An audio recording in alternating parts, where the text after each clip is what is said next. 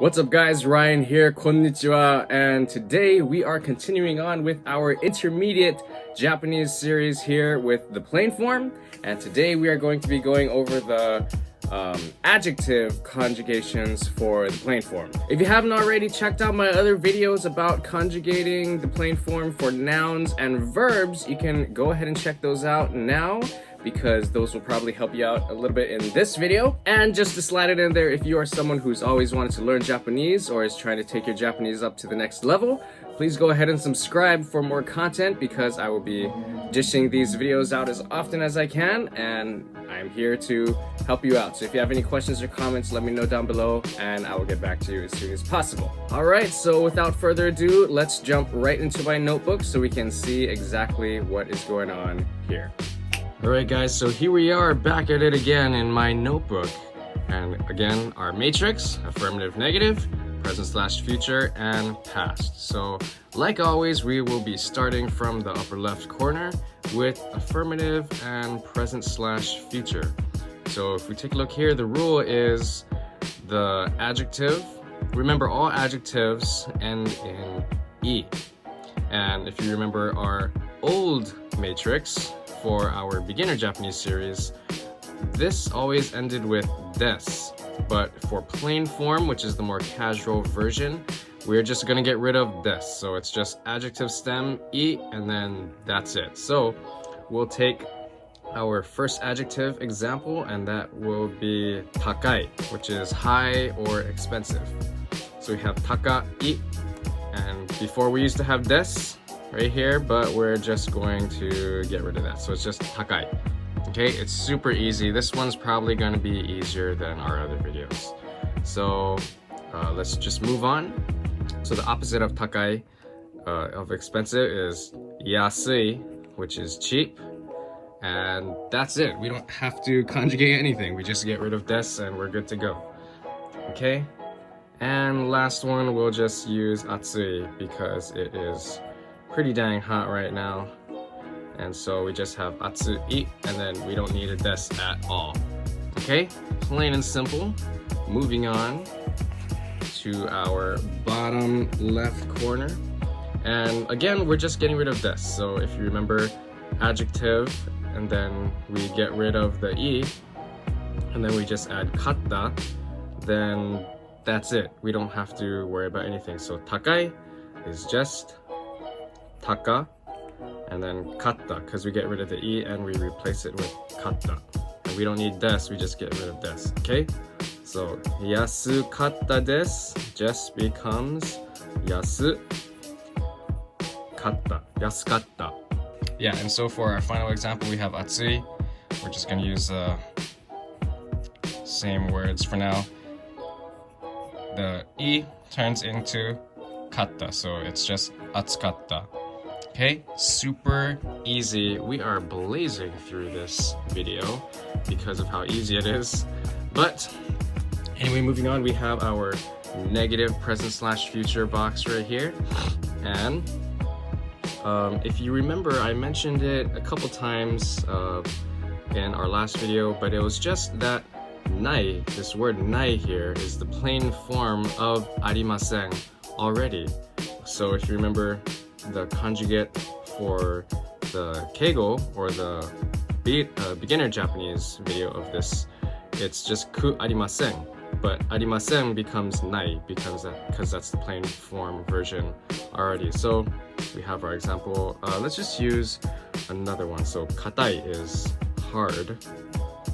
So kataku arimasen.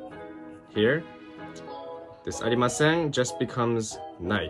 Okay, so we just have our adjective kataku nai. Kataku nai. It's not hard. Okay, this is like physically hard, like this pencil. This pencil is hard. But if you want to say difficult type of hard, then that is muzukashi, right? So I think I remember the kanji for that. Muzukashiku arimasen just becomes 難しくない。難しくない right here. See? You have the くありません and then the く and then ない Okay?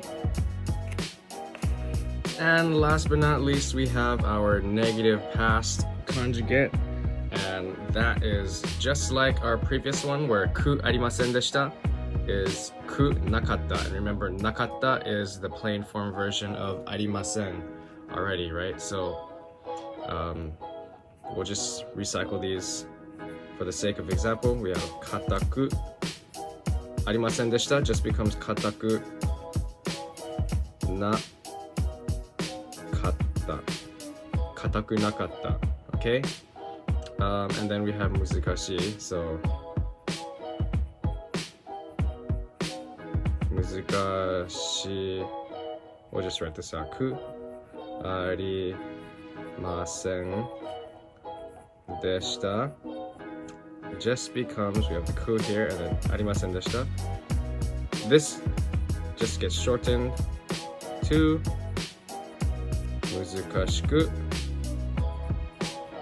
なかった難しくなかった okay く and なかった and last but not least for the sake of example I just want to remind y'all that when using adjectives that do not end in E okay I'll just write that down that don't end in E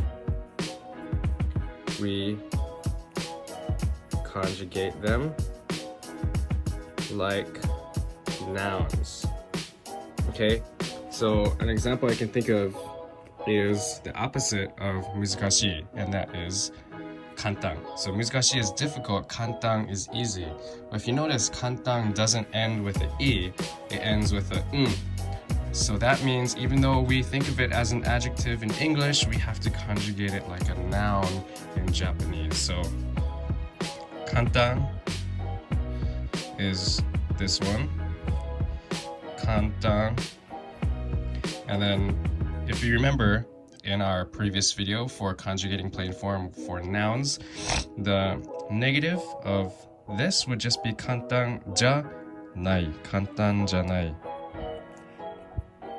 じゃない and remember the formal version would be じゃありません and remember ない is plain form of ありません okay so 簡単じゃない and for here it would just be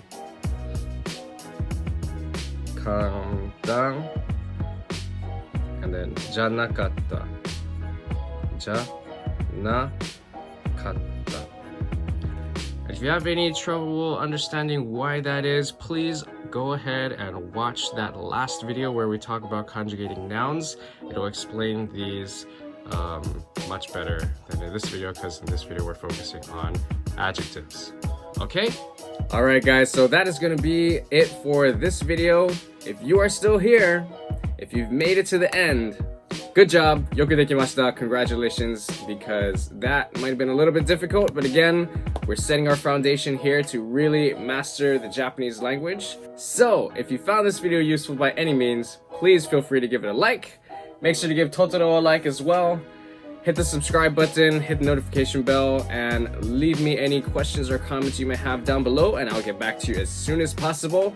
Thank you again for watching. ありがとうございます。また次の動画でお会いしましょう。じゃあまたね。